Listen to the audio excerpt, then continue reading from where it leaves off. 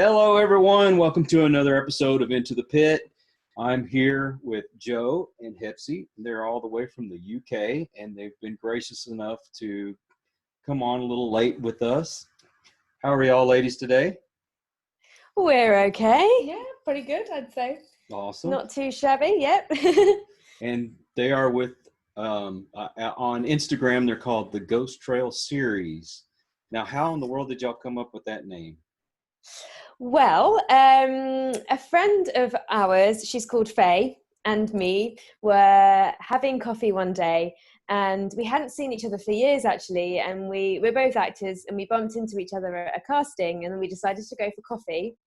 And somehow we got chatting about this old TV show that people of a certain age in the UK will probably remember. It was on in the 90s, and it was called Strange But True. And it turns out, do you know it? Actually, I just talked to somebody about that show. Oh, really? Yes. Well, it turns out that Faye and I were both obsessed with it. I remember it being like the most exciting thing of the week, like waiting for Strange But True to come on. And for anyone who doesn't know it, it's this show that was about strange experiences that people had had. And what was really great about the show is that it was very heavily focused on the storytelling. Like a lot of the shows nowadays are going and doing investigations and they've got the gadgets and everything. This was more focused on the storytelling.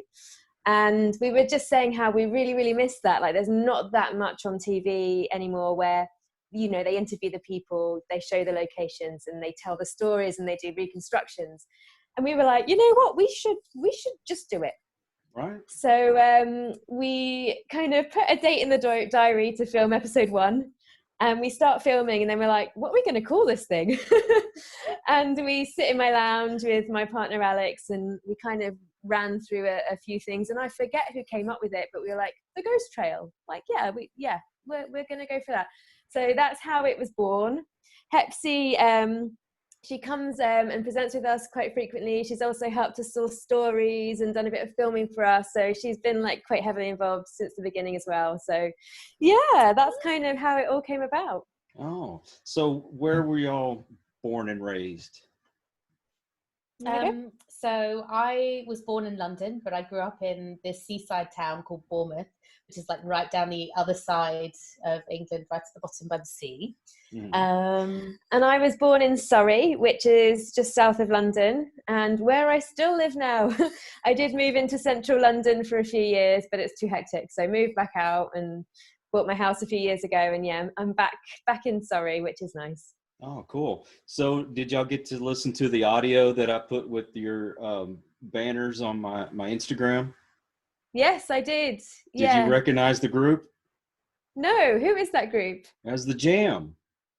The Jam. Oh, hang on. I'm thinking I'm maybe getting confused with your stories on Instagram. Yeah, it was on my stories, but the one that I featured with y'all, and I did a couple of Jam songs on them. Oh, did you? Yes. I did definitely watch them because I've shared them all, but I didn't recognize them being the Jam, but I will go back and listen. Oh, It's now one of those things, isn't it? Yeah. my feelings are hurt. Yeah. I'm sorry, but we love the Jam. Yeah, we do. I'm a big Paul Weller fan, so I was like, okay, I wanted to do something special for y'all. Thank you. I want to say I did A Town Called Malice, if I'm not mistaken. Did you? I think so.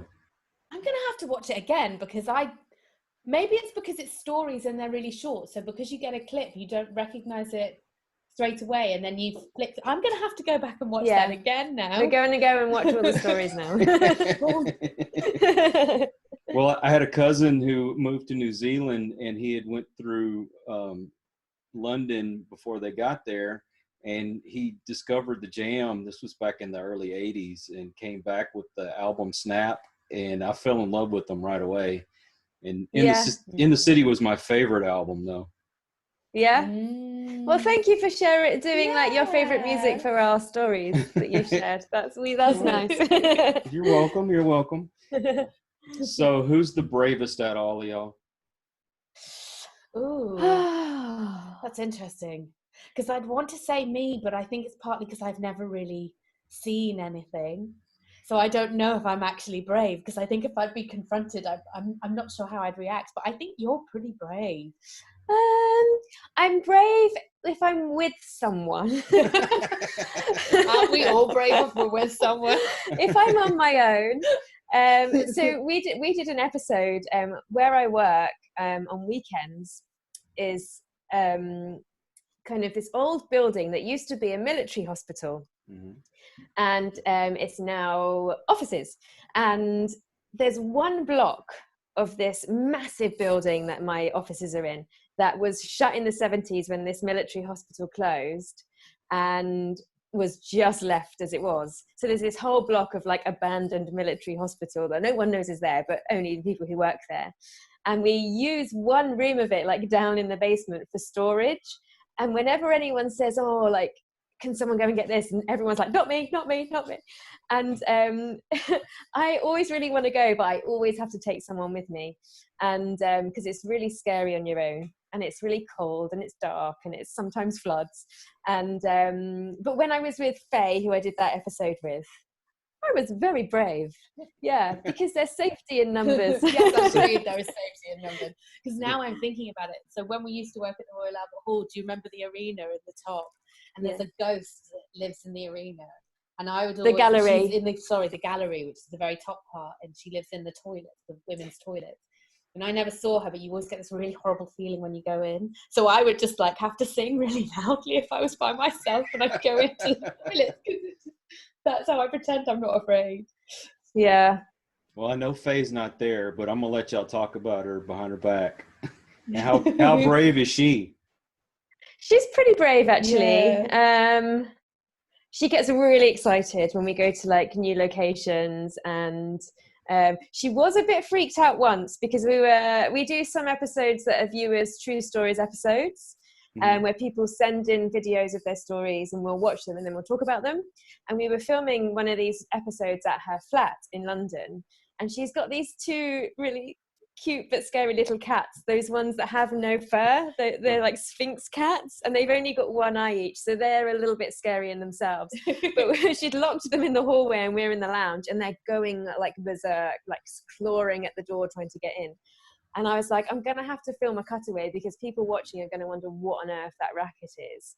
And as I'm filming, I through like the camera, I see this like red orb literally like kind of dance around the screen, and then the cat starts watching it, and as this orb floats off, the cat follows it. Oh no. And I was like, Faye, I've just like recorded something really weird, because I'm not really one to fully believe in orbs and stuff, but I've never seen a red one. Like a red one was quite weird for me, and that freaked her out, because she was like, oh, what is in my flat? And especially since the cat saw it. Yeah, that did freak her out a bit. I'll have to say I've never seen a red orb either, but that's pretty interesting. No. Yeah, apparently it's one of two things. A red orb can be a sign of like a caretaker or some like a guardian or something that's there to protect you, or it can be the sign of something evil. Oh. So depending on the shade of red, apparently, and we're not too sure what shade of red this orb is, but yeah, because she's had other weird things in her flat. She had a massive handprint on her TV when she came home from work one day, like massive and upside down like this. Oh, and she's also had handprints on her walls, and so the orb just topped all that off, I think. So you lure in the ginger orbs, is that what you're saying? Maybe. Yeah, that's what I know. Yeah. And she's worried that something followed us back from one of the haunted locations that we went to. I'm like, well, at least it's at your flat, not mine. But yeah. So all three of you're in a scary place. Who's the first one out the door, and who's the one that gets left behind? Ooh. That's interesting. Oh, I feel like Faye would probably, because if she doesn't speak very easily, so I feel like she'd probably be like chilling. She'd probably be really excited, so she probably might stay behind to be a bit more curious, maybe. Yeah. Like if it's, are we talking like petrifying situation here? Well, of course. Yeah, because if it's just general something creepy, then I reckon we'd all be quite brave, because I think we're all more inquisitive rather than, oh, get out. Mm. Whereas if it's some kind of demon stuff going on and beds are being thrown, and I'd be out of there. Bye, Faye. I'd probably be out of there too, actually. See you, Faye. Later. Yeah. I like to be cool and calm. Yeah. So what has been your first ever paranormal experience? Well, now this isn't really a paranormal experience, but it's something weird to do with me. And it's my very first memory ever, actually. And I was about 3 years old. And it was before my granddad passed away, and he died as I just turned 4. So I was definitely only about 3. And I vividly remember going to my grandparents' house, and they had this big old like wooden dresser, and going to them and saying, up to this dresser and saying, I need to polish the brass, which for a 3-year-old is very odd, obviously. Yeah, and I this memory stuck with me. I don't know why, but I just had this thing where I was like, I have to polish the brass. And I also remember things like my granddad saying, do you want to come to the shop and get some milk? And I'd say, only if we can go in the horse and cart. Again, like really odd for a little 3-year-old. Right. And then you forward on a few years, and I'm a brownie. Do you have brownies out in the US? You're talking about the Girl Scouts? Yeah. The younger ones. Yeah. Yes. So I'm a brownie, and we're playing this game where in silence we all have to kind of line up in what order we think that we were born or how old we are. And I remember them then going down the line, and when they came to me, they were like, so what's your date of birth? And I was like, 1891. And they were like, well, that's not right. And I'm like, have I told you this story? Yeah. I'm like, no, I was born in 1891. And they were like, no, you weren't. And I was like, yes, I was. And I remember going home and crying and being devastated that they wouldn't believe me that I was born in 1891. And I think, at the time, like, I didn't understand why that was weird. But now, obviously, as an adult, I'm like, like, there's something probably in these stories, especially like from when I was 3. Like, it's very odd for a 3-year-old to want to polish brass. I don't really know where that would have come from. So, it's kind of always made me kind of question reincarnation, whether we do have more than one life. And I guess that would be my first paranormal experience that's not ghost related, but that isn't quite right, if that makes sense. And what about you? So aside from the Royal Albert Hall, I think probably my most paranormal experience that really sticks with me that I didn't even realize was, so I did a tour in Poland and Romania just before Christmas, and I was staying in this hotel in Lublin. So Lublin, I don't know if you're familiar with Lublin, but it's an amazing city, but part of it is like the old city, which is really beautiful. It's loads of cobbled streets. There's like loads of priests that walk to and from, and there's a lot of history because Lublin had where you've got the wall of the old city, on the other side you've got the old Jewish ghetto, and then you've got the old prison that goes across a bridge up the top. So in between the wall of the city and the old Jewish ghetto, which is now just green grass because they burnt it down, there's a monastery, and they've turned that into a hotel. Now Lublin is a really, really religious city. You can count the amount of churches. There's literally one every couple of 100 feet. And I was staying there for about 10 days. And every single night I would wake up just really suddenly at 4 o'clock in the morning. And I had no idea why. I just always woke up at 4 o'clock in the morning. And at first I was like, oh, maybe I'm in a new place and I'm touring and I'm working really hard. But it didn't really make very much sense that it was every single night for 10 consecutive nights. And then I was chatting with the people who I was also in the cast with. And then it turned out that everybody in that cast had been waking up at 4 o'clock in the morning. And it's really weird because, so what we think was that the hotel used to be a monastery. And we think that that's when the monks would wake up and do their first prayers, because you go in and it's incredibly quiet. And there's like quite a foreboding kind of little chapel that you can go into as well. It's like all the sound disappears once you're in this building. So I suppose that's probably my most sort of like, this is strange, because it was like somebody would push you awake. All of a sudden it was like, you need to get up. And these hotel rooms were really strange because you come in and there was a cross on the door, there was a Bible, Like, it was a very, very, very religious place. Oh, that's crazy. I get woke Yeah. up by cats every morning. So. Not dead monks. Yeah, They're staring at you in the face going, are you going to feed me yet or what? It's 3:00 in the morning, cat. Leave me alone already. So what's been your favorite place to investigate?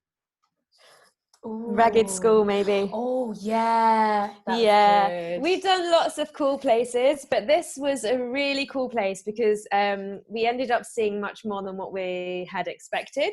Mm-hmm. So in London's East End, there's an old ragged school, and for anyone who doesn't know what that is, ragged schools were set up in the Victorian era by Dr. Barnardo for like kind of poverty-stricken East End kids who would otherwise have had no education. So we're talking like really, really poor East End London kids, like no shoes, you know, starving, just, you know, awful circumstances.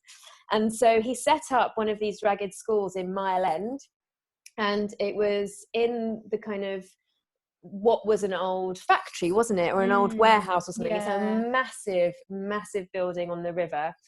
And we decided just to go there for the day. It was never meant to be a Ghost Trail episode. We just wanted to go to the museum. Mm-hmm. And we go in, and it's this massive building, but the museum is so tiny. It's like maybe 3 rooms. Yeah. And so we go in, it's free to go in because they rely on like just donations, and it's run by volunteers. And we go in, and within like, I don't know, 10, 15 minutes, we'd done the whole thing. And we were like, oh, okay, that was nice. But, you know, what's in the rest of the building is what we were wondering. And then as we're about to leave, because we're literally the only ones in there, this volunteer says, do you want me to show you all the cool parts that no one else sees? And we were like, yeah. He's like, it's a bit derelict. Yeah, he's like, it's a bit derelict and it's leaking, and, you know, we've got no funding. But, you know, it's kind of a bit more interesting than the museum, like for some people. So we were like, well, yeah. And he takes us on this tour around this kind of old, kind of ragged school, which was a warehouse. And there's rooms of things that have just been left. So we went into one room, and there was like a newspaper from 1870 that had just been flung on the side and left there. Insane. Yeah, and this old gramophone with this creepy old record on it that we cranked up, and like it was playing this really eerie music, and the old classrooms that were on the top of the building. And yeah, so that was really brilliant. And then we found out that they do actually do ghost tours there in the basement, because people have said that they can hear the pattering of kids' feet, and, you know, the kids playing. And and then they've seen black shadows as well. People have seen black shadows. Sometimes when they'll do recordings, they'll turn up on their recordings. Oh, and then do you remember the washerwomen? Yeah, and the furnace underneath filled full of old shoes. Yeah, there was a furnace, in like a massive old Victorian furnace in the basement, like one of those huge ones that you put coal in.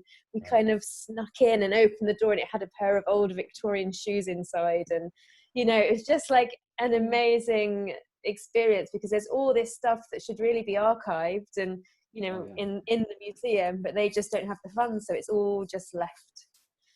So if you're like me, I enjoy the history of places more than anything. So where have you gotten the most evidence at? So we're different to a lot of other groups in that we don't specifically search for evidence. We, like being actors, we are, like I say, we're more kind of heavily focused on the storytelling side. So we don't specifically go out and look for evidence. We go to places where we've been told stories, and we'll go to the places and we'll do all our own reconstructions. We play all the parts ourselves, which is always really fun. And tell a bit of the history and show the locations.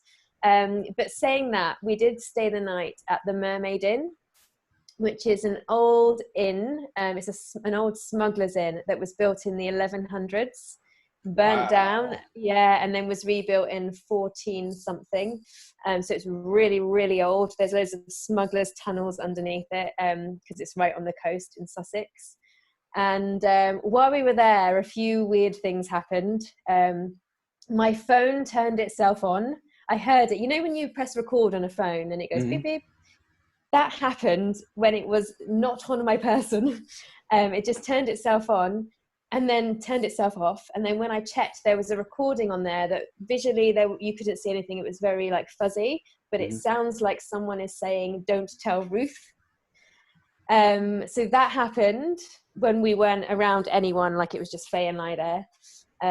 We did catch a lot of orbs and stuff. Again, like I'm not sure how much I believe in orbs. Is it dust? You know, I don't know. I'm kind of iffy when it comes to orbs. Yeah. But yeah, like that place in particular, a few weird things happened. And Faye, who is into the gadgets a little bit more than me, did download like a few apps, and she wanted to try things out. And this particular app that she downloaded, when we went to the bedrooms that are kind of reputedly haunted, like where, you know, numerous people have experienced things, this like energy thing would like go off the charts, and then we'd move away from that room, and then it would kind of go back to normal. So, you know, whether there's something in that or not, I don't know, but that's probably the place, because we stayed there the night where kind of the most stuff has happened. But like I say, we don't actively search for things. We're more about like the storytelling side. If it happens to happen, it happens. If it happens, great. Like when we caught the red orb that the cat was chasing, that was brilliant because we didn't plan that and it just happened. But we don't actively set up equipment and, you know, try and find stuff. We want to kind of show the place, tell the stories, tell the history, that kind of thing. We use equipment, but there's some equipment that comes out. I kind of wonder if it's not just made to make things happen, even if there's nothing there. You know? Yeah. I mean, have you heard of Hever Castle? No, I haven't. So it was owned by Anne Boleyn's family. So it's a really old castle. And then Henry VIII took it off her family when he chopped her head off and gave it to one of his other wives or something. But anyway, it has like a rich history, and it's just down the road from where I live. And my mum and I, a few years ago, every Halloween, they do like Halloween night. And you stay the night in the castle, you have a banquet, and then you do loads of like paranormal investigations. Mm-hmm. And they had all the gadgets under the sun, and nothing happened. It was really disappointed. I know, we were like, God, nothing's happened. And they literally had everything that you can think of. And we did a seance and like so much stuff, and nothing happened. And I sometimes think, you know, the stories that I'm most interested in are when people don't actually realize that they've experienced something paranormal until maybe afterwards, or, you know, when people are just going about their normal business and something strange happens and they don't understand what's going on. Like, those are the stories that interest me, because I think there's more, I don't know, sometimes a bit more credibility with it when, you know, people are like, oh, something weird happened, but I don't know what it was, rather than when you're actively searching for it. Yeah, some of my best evidence has happened when I wasn't expecting it. Yeah, exactly. Yeah. So have y'all thought about coming to the United States to do some little bit of your videos? Wow. We would love to. Be great. Yeah. So you need to come to San Antonio, Texas, where the Alamo is at. Yeah. I live just north of Austin. I'm sorry, go ahead. I was going to say, like, we've got a long list of places in the UK, and then we're going to come over across the seas. Oh, then you'll be over there forever, because there's all kinds of history in the UK. This is true, yeah, that we're quite lucky with all the old buildings that we've got. And we'll do an exchange. You come here and I'll go there. Yeah. I live just north of Austin, Texas, and Austin has got a lot of places that have some haunted history to it. Most of it has to do with like Native Americans and things like that, but y'all should come this way. Yeah. There's I was listening to a podcast the other day, and I forget which one, because I listen to all the paranormal podcasts, and there was this whole episode on the Cunard St. Mary. Do you know it? It's docked in the US somewhere, I forget where, but it was obviously a luxury cruise liner for many years, and then during World War II it was used during the war. Oh, I know what you're talking about now. Yeah. And then I think it became a cruise liner again, and then I think it stopped kind of being used as for cruises in like 1968 or something, and then it docked up, and now it's a hotel that's like moored. and people just say it's like extremely haunted. Obviously people have died on there, went through a war, blah blah blah, blah. And I'm listening to it and I'm like, I really recognize that name, like Cunard St Mary, where have I heard that before? Anyway, I go up to my bedroom, and under my bed I've got this little vintage suitcase that I bought years ago, and there's a Cunard St Mary sticker on it where someone sailed from Portsmouth to New York in 1962, so a few years before it stopped sailing. And I've got like a bag that was on that ship, so now I really want to come out and stay in that hotel and, you know, see if I see any gold. What brain fart, because now I know exactly what you're talking about. It took me a second. Oh, I know that place. Yeah. So I've got a bag that's been on a haunted ship. That's pretty cool. Yeah, that is pretty cool, especially when you just got through, you know, thinking about it, and then you go and you find it. I know. That's crazy. Yeah. Okay, favorite paranormal show going on in the UK right now? Ooh, that's quite hard. Yeah. I'm really into podcasts more than like TV shows, because we don't really have a lot on TV that's paranormal, really. And also it's the same thing, like we were saying before, I'm more interested in the stories and people's experiences. And sometimes I feel like when you go and you watch a paranormal show, it's like they're really interested in creating the drama of finding something. So I think I like the true stories. Like I was listening to a podcast about a woman who was found completely frozen in a lake in Denmark, and I find that so interesting. It's on the shipping forecast, and it's like really old, and they just go back try and trace what happened to her. So I think that's what I'm more into. Yeah, I'm the same. Like I can't really think of any great British paranormal shows at the moment that are on TV. I'm definitely more into the podcast. There's a great one, a Liverpudlian guy called Kevin. He does a podcast called We Need to Talk About Ghosts. Oh yeah. He's like really fun to listen to. He's got a great personality. He's very chatty. And every week he reads out, people send him in stories, and he just reads out people's true stories. And I just love that. I just love hearing stories from the people who've experienced them. Okay. Well, now I expect you to listen to my podcast all the time. Of course, I'm subscribed. Okay, if you had to pick a favorite one from the United States, which one would it be? I do love the ghost story guys. Which one? Have you listened to? Do you mean that's the name of their podcast? Oh, I'm talking about TV show. Oh, TV shows. Yes. Again, it's hard. I did watch the one on Netflix. What was that called? Ghost Stories, I think it was just called.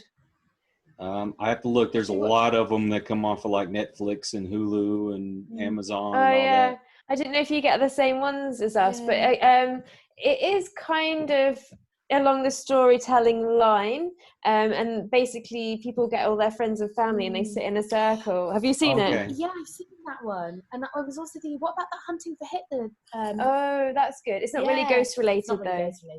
But we do love hunting Hitler.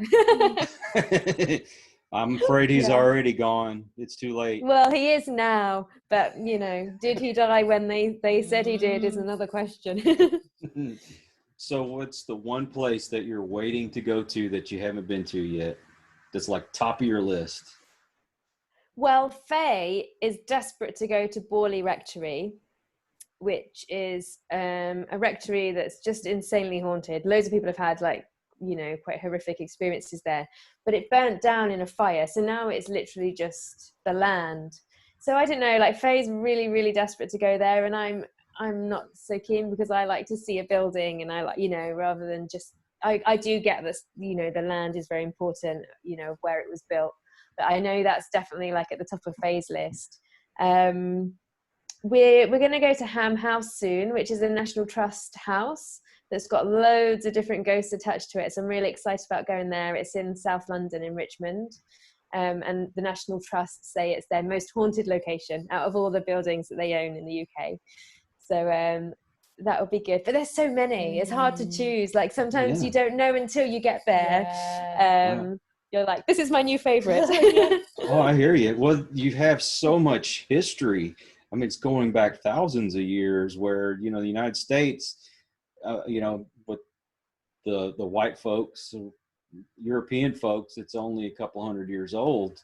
Now, granted, we do have Native Americans that have been here for thousands of years, but still, when you talk about history, you know, the UK and Ireland and, you know, all around there in Europe, that's history, rich history. Yeah. We are very spoiled over here with the history and the buildings that we've got. I did go, this was before we started the ghost trail. I did go to an abandoned mental asylum called, it was Radlett Mental Health Hospital. It's not there anymore, it's been demolished. But I did go there with a few friends, and two of us decided to go into one of the buildings, and we had a bit of a strange experience where it was pitch black inside. Doug and I put our torches on our phones, and we're walking down this long corridor, and we get like maybe a minute or so walk into this massive building, and both our torches go off and both our phones freeze at the same time. No way. So I'm like, Doug, come and get me. Like, I can't see anything. My torch isn't working. And then I hear him shout at me because I'm a bit ahead of him at this point, and he's like, my torch has gone off too.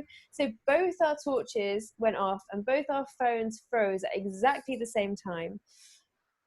We kind of carried along a bit scared together, and we kind of make our way up to the roof, at which point some of the ceiling's fallen in, so we get some daylight. And when we get to the top, ping, both our phones come on at the same time. Whoa. So that was weird.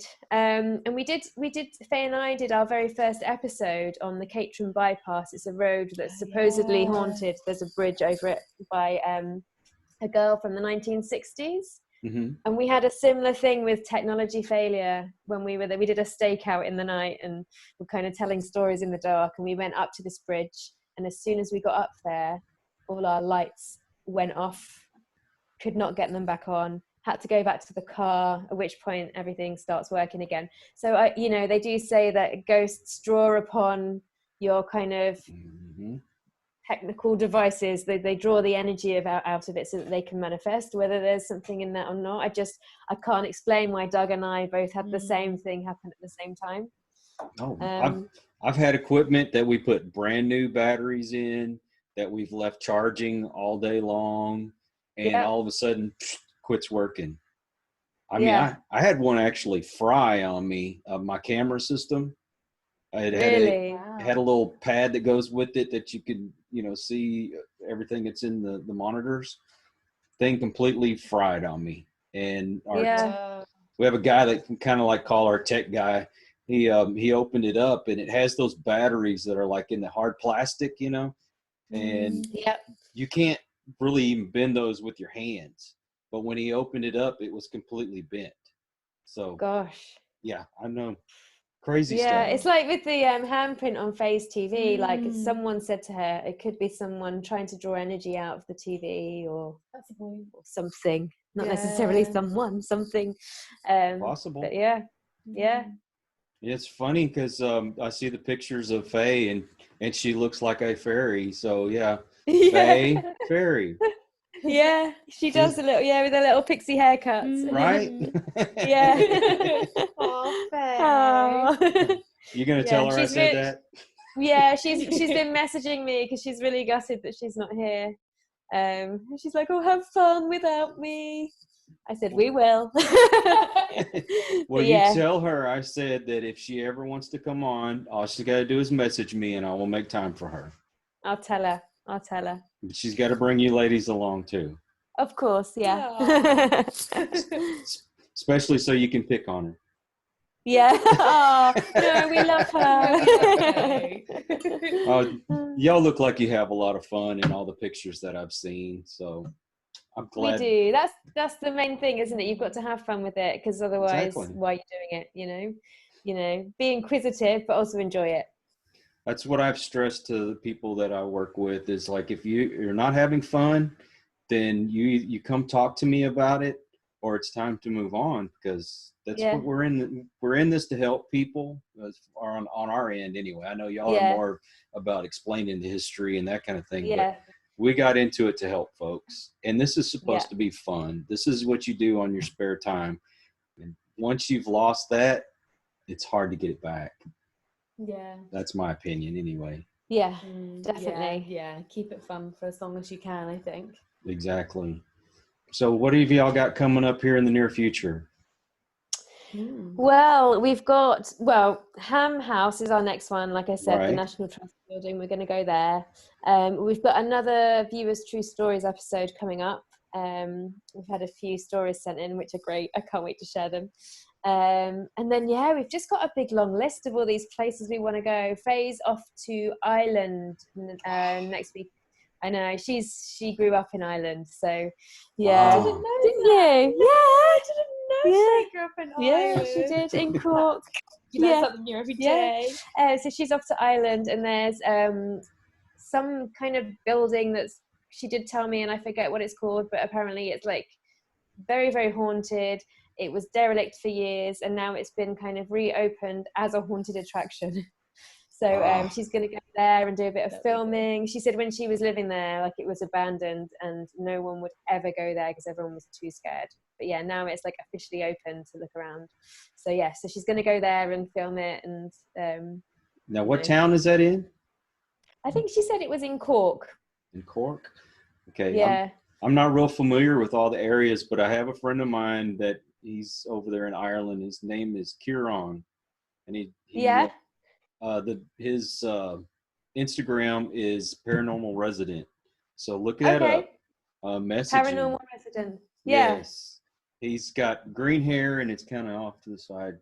Oh, okay. So he's easy to spot then. He's very easy to spot. Yes. And I told him he could read the phone book for me because I just love listening to him talk. Yeah, the Irish accent is very nice. Yeah. Of course, y'all could probably read War and Peace, and I would still be intrigued to listen. So, yeah. When you come over here, I got to get you to learn the Texas accent, though. That would be good for us as actors. It would be good, get a bit of US accent practicing. See, I have a cousin who was born over there in England, and she moved over here almost 40 years ago, somewhere around there.